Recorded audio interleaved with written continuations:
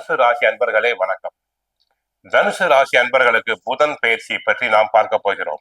புதன் பகவான் ஜனவரி 11ஆம் தேதி தனுசு ராசியிலிருந்து மகர ராசிக்கு செல்கிறார். அவர் 28ஆம் தேதி வரை மகர ராசியில் சஞ்சாரம் செய்வார். அன்றைய கிரக நிலவரங்கள்: மிதுன ராசியில் குரு பகவான் இருக்கிறார், சிம்ம ராசியில் கேது, தனுசு ராசியில் சூரியன், செவ்வாய், சுக்கிரன், மகர ராசியில் புதன், கும்பத்தில் ராகு, மீன ராசியில் சனி பகவான் இருக்கிறார்.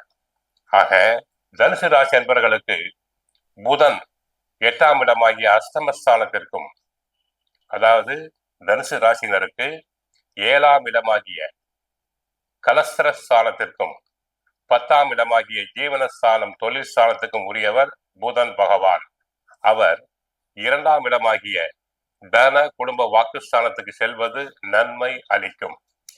குடும்பத்தை பொறுத்தவரை குடும்பத்தில் கணவன் மனைவி இடையே ஒற்றுமை ஓங்கும், அனுசரிப்பு உண்டாகும், ஒருவரை ஒருவர் நன்றாக புரிந்து கொள்வர்.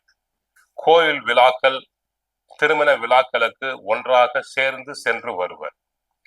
பழைய கடன்களை அடைப்பேர். குடும்ப பராமரிப்புக்கு தேவையான செலவுக்கு தேவையான பண வரவுகள் தங்களுக்கு தாராளமாக உண்டாகும். தடங்கலான சுபகாரியம் நல்ல விதமாக நடைபெறும். உத்தியோகத்தை பொறுத்தவரை நன்மைகள் பெருகும். தங்களுக்கு நியாயமாக கிடைக்க வேண்டிய பதவி உயர்வுகள் கிடைக்கும், இடமாற்றம் கிடைக்கும். பிறர் வேலைகளையும் சேர்த்து செய்து புகழ் பெறுவீர்கள். உயர் அதிகாரிகள் தங்களை மனதார பாராட்டுவர்.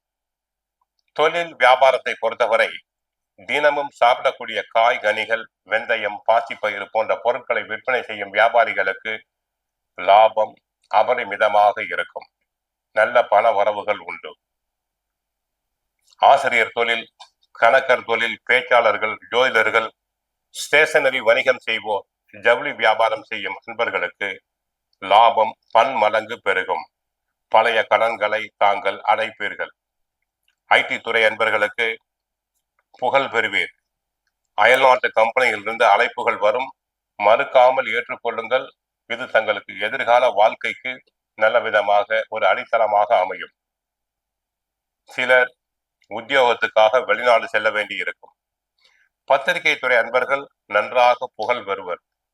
பத்திரிகை துறையில் பெரிய பெரிய ஆட்களுடைய பழக்க வழக்கங்கள் உண்டாகும். பெரிய அரசியல்வாதிகளின் தொடர்புகள் தங்களுக்கு உண்டாகும். தரகு, கமிஷன், ஏஜென்சி தொழிலில் ஈடுபடும் அன்பர்களுக்கு அபரிமிதமான வருமானம் உண்டாகும்.